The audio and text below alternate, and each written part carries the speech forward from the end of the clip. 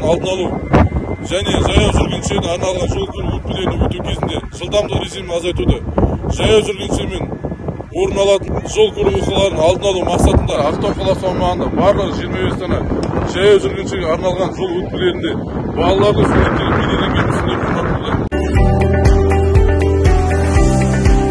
Жаяу жүргінші жолдан өту кезінде жол қозғалысы ережелерін сақтап, жаяу жүргіншіге арналған өтпелерден өтуін сұраймыз.